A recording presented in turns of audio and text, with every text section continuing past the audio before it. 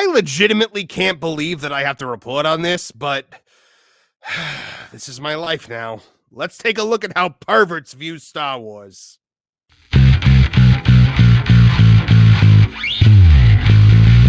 Hello, I'm Marvin, and I'm the Movie Monster.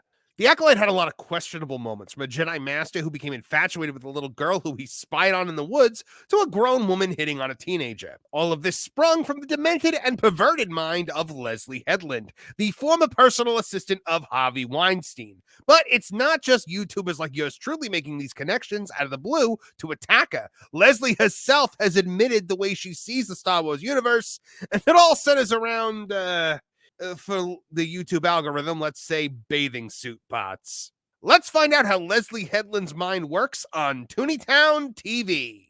Okay, look, I can't talk about the Acolyte by myself for one more second, so that is why we are bringing in our good friend and colleague, Mr. Kevin Apollo from Toonie Talk TV, from Toonie Talk Wrestling, from American Coliseum Wrestling.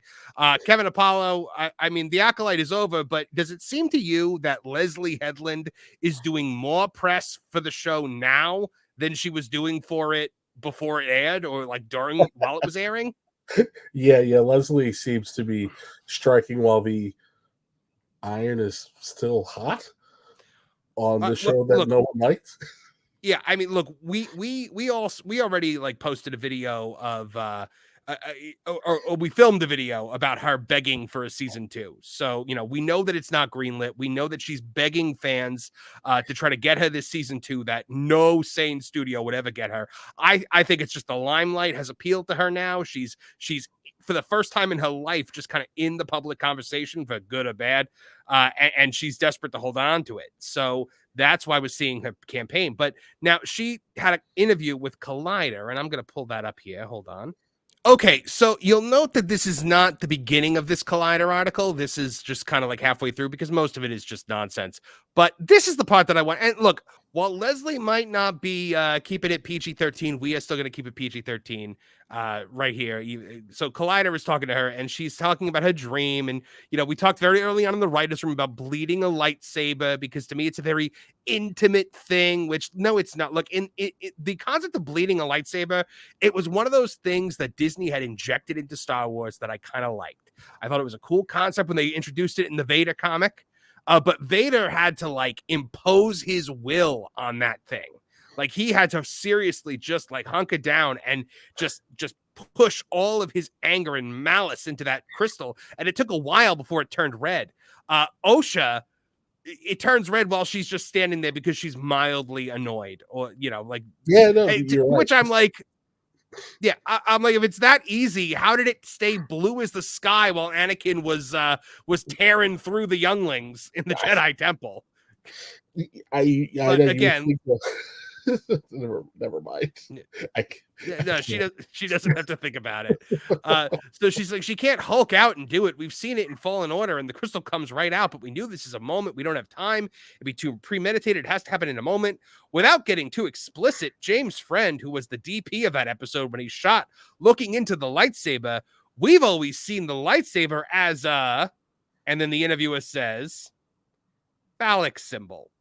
Oh, exactly. You said it, not me. To look inside it, to look down it, to see it. And then the interviewer quickly cuts her off. It says, "Oh, that's such great too," because that's the kind of sentence, by the way, that you start when you are desperate to cut somebody off before they say something terrible. Oh, that's such great too, because that is something that was discussed around The Last Jedi as well. There were a lot of people who talked about the moist cave and all of this self-discovery for Rey inside. There's a lot of imagery that is just inherently baked into filmmaking for both genders, and the way that it can be expressed in different forms of the yin and yang, basically. Stop it. I never made the connection. Yes, like, this is Star Wars. I'm sorry, I never saw a lightsaber as a stand-in for you know, a let's just say wiener. Yeah, and I've never, that's a safe word. That's a safe word for YouTube. But the Last Jedi and the moist cave that Rey is inside, come on, who sees this? What kind of deranged mind do you have to have to? Seriously.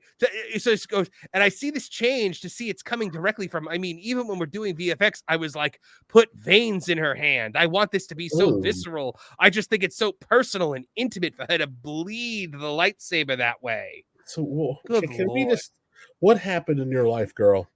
What happened in your That's life? what I want to know. Give you I such want a to know who big hurt forehead her. and Yeah. big thick neck, and everything you see is just a weenie. You're being chased by weenies.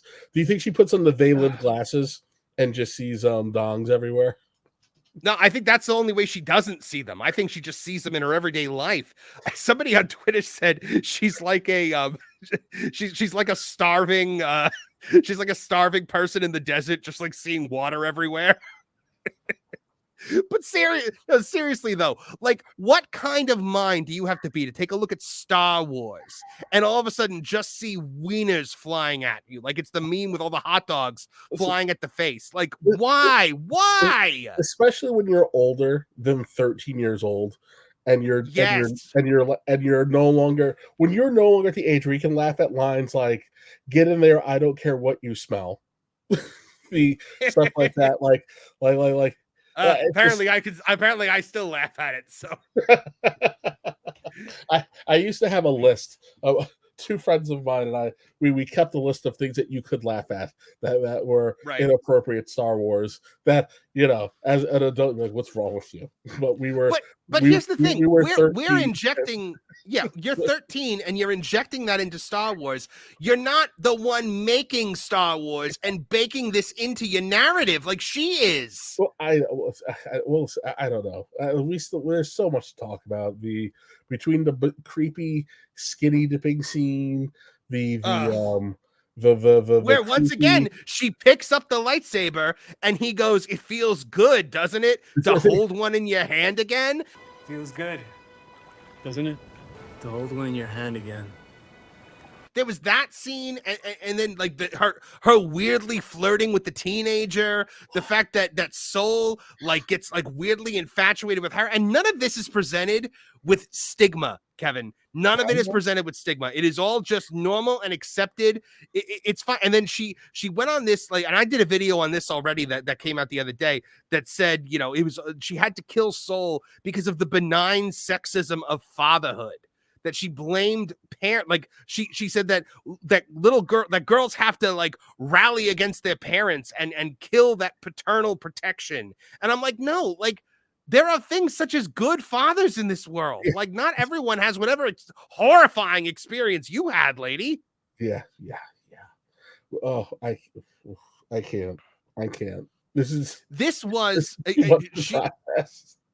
she should have been paying some hippie therapist in Burbank an obscene amount of money to process all of these issues that she has with her sister and with her father, and with her wife apparently. But instead, she got $180 million of Disney stockholder money to have a public therapy session in front of in front of 5% of the Mandalorian season 2 audience. It makes you wonder, when they fired that producer almost immediately. Oh yeah. It makes you wonder if she looked at this script and was like, this is straight creepy Freudian garbage. There's no way that's not exactly what happened.